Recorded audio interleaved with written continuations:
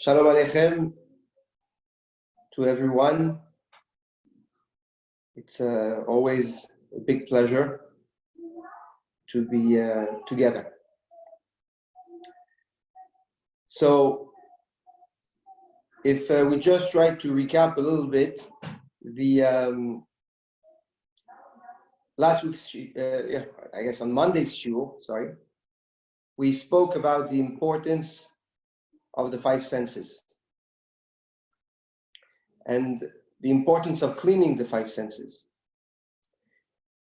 And it's very appropriate to continue along those lines and discuss something also that's just perfect timing based on what our rabbis teach us in the Midrash. So we know that this week we will be reading Parashat Vayikra. And in this week's parasha, the pasuk says, Vayikra el Moshe, Vayidaber Hashem. So we're just to put things back in perspective for a second. Basically, Moshe, along with Betzalel ben Uri ben Hur from the tribe of Yehuda, with Aulia ben Achisamach from the tribe of Dan, built with the help of Am Israel the Mishkan, the holy, movable, and temple that was at the time of the Midbar, of the desert, during the 40 years of the desert. And the pasuk says, Vayikra, Hashem called Moshe and invited Moshe to come inside the Mikdash, inside the Hechal that Moshe had built himself. So our rabbis ask a question they don't understand. They say, a man that builds a home and sweats and toils to build a house, does he have to knock on the door and be invited to go in? He should just open the door and go in. So why did Hashem need to invite Moshe to come in? So our Chachamim say that the reason why he had to invite Moshe is because Moshe himself did not find a good reason to enter this holy place on his own. Even though he had built it, even though he had a tremendous connection with Hashem, talking to God on a daily basis, he didn't find the right to get in. So he had to be invited in order to be able to enter. God invites him, and then he goes in, and then the revelation of God comes upon this space, and the rest is all written in the Torah. I would like to focus on that very specific interaction and behavior of Moshe. Why didn't Moshe go in? So the rabbis say, Moshe, the father of all prophets, Moshe, the man that took out the Jewish people from Egypt, the man that did the 10 makot, brought the 10 plagues upon Egypt, the man that will carry all the Jewish people for 40 years. Such a man did not go in. Why? This is just a sign of humility that we find in Moshe. Humility. Where does that come from? So we have to understand and know that in order to be humble, we have to be sensitive. We have to be able to be aware of everything that's happening around us. Be able to put ourselves in the place of others. Feel what they feel. Understand what they understand, in order to be able to judge a situation and never put yourself above anyone. This is the message that the Torah teaches us in the beginning of the book of Vayikra. I would like to dive a little bit into this. Something that we tend to forget, we tend to be insensitive of. Sensitivity. Being able to feel what's around you, being able to connect deeply with the people that are around you.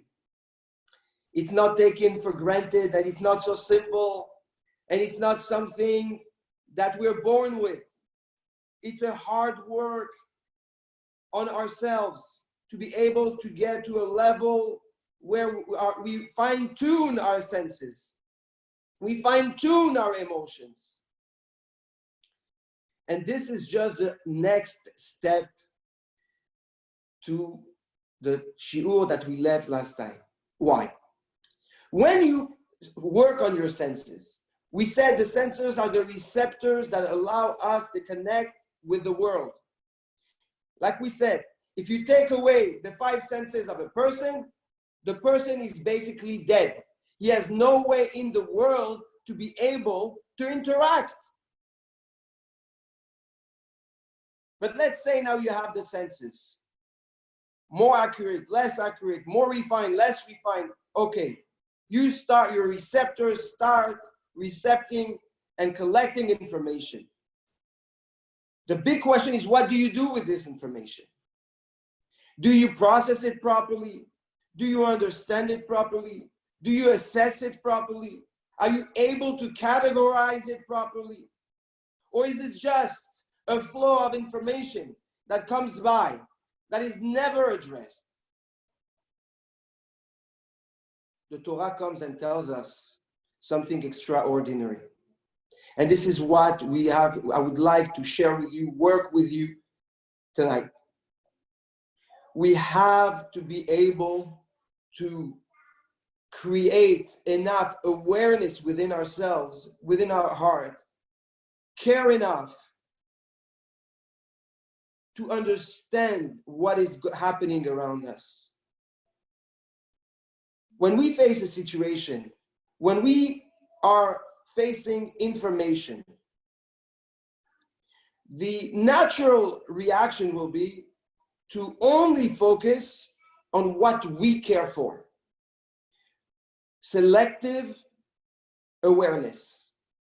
So you will pay attention only to things that matters to you at the moment. But the things that in your essence are not so important, you will not focus on. You might not even see it. If I ask you, do you know how many trees are planted on your street? I can tell you how many trees are planted on my street. Maybe you do, but most people will tell you, I don't know. There are trees. For the ones that have no trees, I have nothing to talk about, but the ones that have trees planted on their block, ask them how many trees. I don't know. You know why? Because we don't care. We don't count. But if we did care, we would know exactly how many trees. Rabotai, it is time in these moments, while we are with the people we love, with the people we care, to focus on what is important to us, to be able to be in touch with ourselves, with our emotions, be in touch with our essence, understand the messages that are being sent to us. We're trying to work on our senses and make sure that we grasp properly and get as much information as possible, as accurate information as possible. But now we want to take it one step further. We want to create and build awareness so that we are able to know what to do with that information, instead of being reactive and reactional and just decide to react a certain way or another way based on the flaws of our emotional behavior.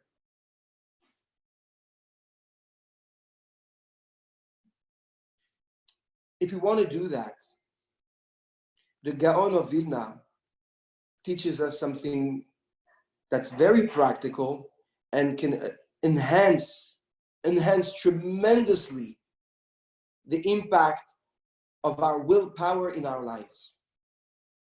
The Gaon Mivina says the following in his commentaries on the book of Shir Hashirim.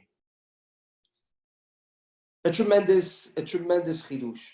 He says, when Adam Arishon was created, before he sinned, had of a vibrant experience with his sight like man has when man touches.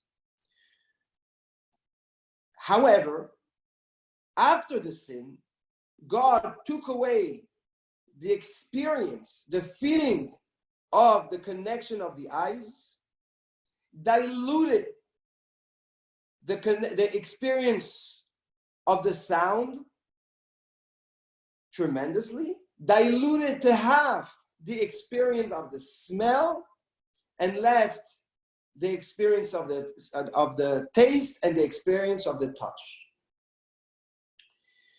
Which means that when you look at someone, or when you hear someone, but you don't pay attention to them, you don't hear what they're saying, you are experiencing and crystallizing the curse on humanity. So what can be done? What should we do? So the Gaon says, well, listen, it's very simple. We were given the Torah. The Torah, you read and you hear. Through the reading of the Torah, through hearing of the Torah, it enhances and brings back to life this experience that we should be actually living if it wasn't for the sin of Adam. I want to take it on a more and much basic level. Why don't we just take a moment during the day to sit down with the people we care for, the people we love, the people that are important to us, the ones we realize today really mean something to us. And we don't take for granted, chas v'shalom, who can take for granted today anyone in their family? We keep on hearing every day more and more tragedies. So today, everyone is very aware of the importance, the value, and how much we cherish the ones we love. You take a person you love, whether it's your spouse, a child, and you look at them in the eyes. Try to have a deep eye contact and see what it would do to you. The emotional tsunami it will create inside of you. Shlomo HaMelech tells us that the eyes are the windows of the soul. If you look at someone in the eyes, suddenly you feel uncomfortable. The rabbis tell us, you know why? Because you feel scrutinized. You think somebody's analyzing you. But it's not true. The reality is that through the eyes of the person you're looking at, you're scrutinizing yourself. You're analyzing yourself. And analyzing yourself is very scary. This experience, if you're able to implement it, will enhance a moment of true bond and connection. Just by looking at someone in the eyes. So simple. Another effort we can do that enhances and strengthens bonds with the people we love. To be concentrated and very aware of what the person is telling you. Don't just listen, but hear what the person tells you. Whether it's a child again or your spouse. You talk on the phone with your parents if you can't be with them, your siblings, the people you care for, And instead of listening,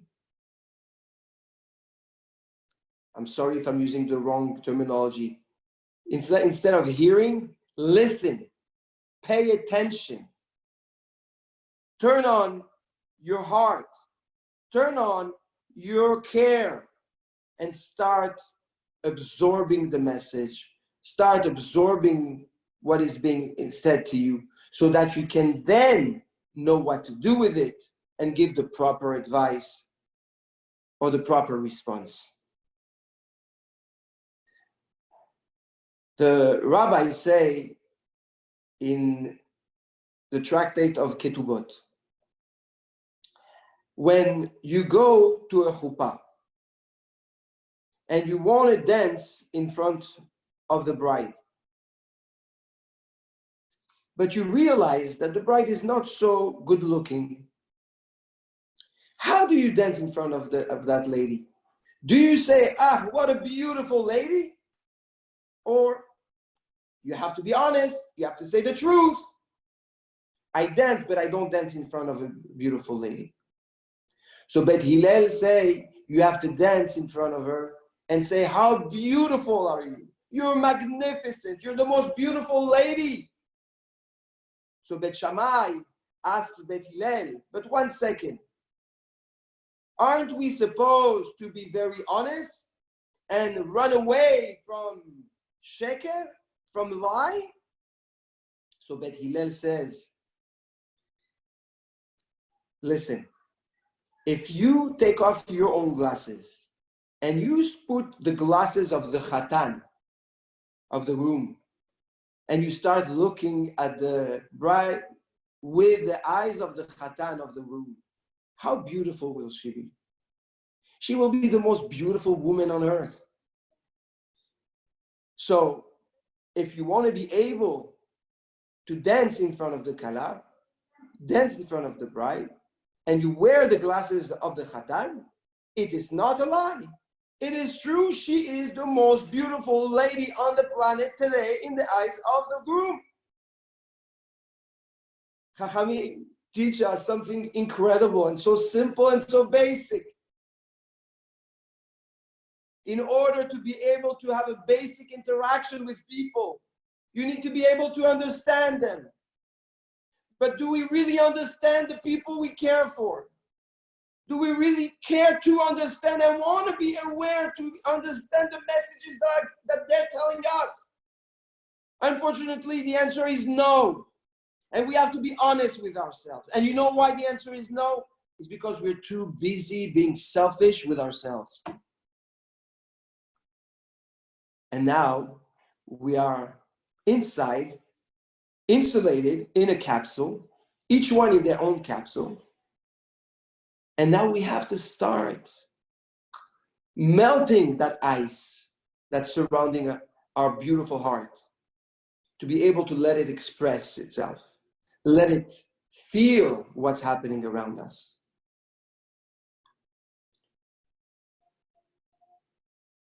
This very fundamental lesson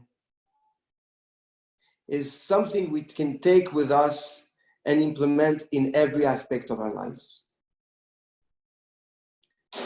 People question, how do I deal with such situation or with another situation? I am lost. I am confused. So what do? Instinctively, we're going to react. Instinctively, we're going to get upset. Or we're going to be happy. Or we're going to be rejecting something or accepting something. But that is not a true behavior. This is just an instinctive reaction. So what is the answer? The answer is to take time while we can. Take this moment, the blessing that's hidden in the darkness of this moment, to enhance and awake our heart, to create conscious awareness of the messages that our receptors are capturing, are receiving. We don't have to do it for every sense of our 5 senses. It's enough to focus on 2, on the sight and on hearing. It is something we lost. Unfortunately, we've been so addicted to virtual interaction, virtual social bonds, that we lost focus, we lost the sense of what it is to look at somebody in the eyes, to actually listen to somebody and show the person that we listen.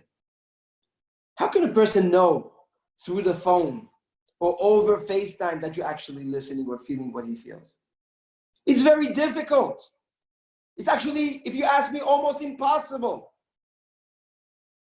But that became the de facto way to interact. Today, we have this opportunity to be able to change that. The confinement,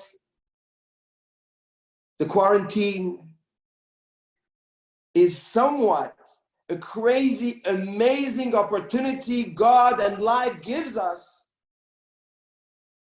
to become in touch with ourselves again and be able to actually bond and connect with the ones we care, with the ones we love. Do you know that on Pesach, the Gemara in the tractate of Pesach says, of Passover says, that all women must drink the 4 cups of wine during the Seder. Why? If it's a mitzvah that is bounded by time, and most mitzvot that are bounded by time, women are not obligated to do. So why are women obligated to drink wine? Because the women were part of the redemption of Egypt. They triggered the exile of Egypt. Rashi, the commentator, said, women tzadkaniyot, and we're the tzadkaniyot, the women that are tzaddikot, that are righteous women, they are the ladies that triggered the exile of Egypt. They are the ladies that trigger the miracle of Purim, the miracle of Chanukah, and they are the ladies, the righteous ladies are the trigger of the final redemption. What is the definition of a righteous lady? So the rabbis tell us, very simple. During the time of Egypt, the man would leave very early in the morning to serve as a slave the Egyptians. And the ladies would wait for their husband to come back. The husband was beaten, broken, exhausted, ready to collapse. And instead of feeling left out by not having the proper attention from their husband, they were able to understand what their husband needed. They were sensitive. So they would make sure to be always beautiful and put makeup and dress well. And they would put their jewelry on just to be able to trigger the spark of life and hope and attention in their husband. This is what brought the Geula. This is what brought the redemption. An accurate, deep, sensitive, emotional care for the other. It is much more natural for a lady to be intuitively and emotionally connected to her surrounding, in particular, with her family, than for a man.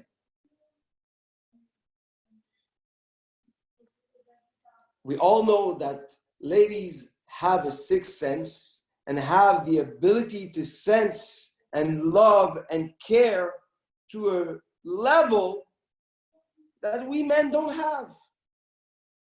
We are more shallow, we are more superficial, we are more on the outside world, we are more engaged with mundanity, where the depth of the lady is to connect, to bond, and feel her children, feel her husband, feel her parents. The merit of righteous woman is not only a message to the woman. It's a sign and a symbol for all of us to learn and implement a fundamental lesson. We were saved and we were able to be blessed with the redemption because we were sensitive to the other. We entered the month of Nisan, the month of Passover, of Pesach, the month of the redemption. And suddenly, we all face a situation where, or we follow the trend on WhatsApp chats and on all those social network chats of all the chaotic experience that's happening at home right now. All those jokes about those families and the husband that can send the wife and the wife that can send the husband after 3 days of confinement, after 7 days of quarantine, which just reflects how volatile and how rotten society is. Or the opposite. We understand the underlying message that's being sent to us. What is expected from us? Open your heart. Break the ice around your heart. Be aware of the people that are around you. Be aware of what they're telling you. Bond to them. Experience something we wouldn't experience if we were living the mundane, regular life. It is something we can enhance, empower, grasp, internalize, so that our life will change forever. Take a moment during the day to take each child, look at them in the eyes, concentrate on them, let them feel you are a reflection to their soul. Realize they are a reflection to your soul. Embrace the unbelievable experience of looking at people in the eyes. Take a moment to sit down and listen and hear what your son, your daughter, your spouse is telling you. Express, show that you care, that you understand. Not that you react, not that you judge, not that you counter response, not that you argue, but that you understand. Let the person feel that you absorb the message. And I promise you, only through these two very basic ABC humanity, social connection, interaction, you will change the entire dynamic of your house, of your family. You will, in a matter of few days, spark a tremendous, amazing energy in your home. Positivity, happiness, suddenly you will feel a contagious love, a contagious inspiration. It's in us. We don't need to go to Timbuktu. We don't need to go 10,000 miles to feel satisfied, to feel amazed, to feel inspired. It's inside of us. It's in our home. This is a blessing from God and from nature, that we have this ability to enhance and to awake a dormant me that's been dormant for too long. So the Torah tells us, Vayikra, Hashem is calling you. Hashem is calling me. Do you understand? Do you realize the magnitude, the depth of those words?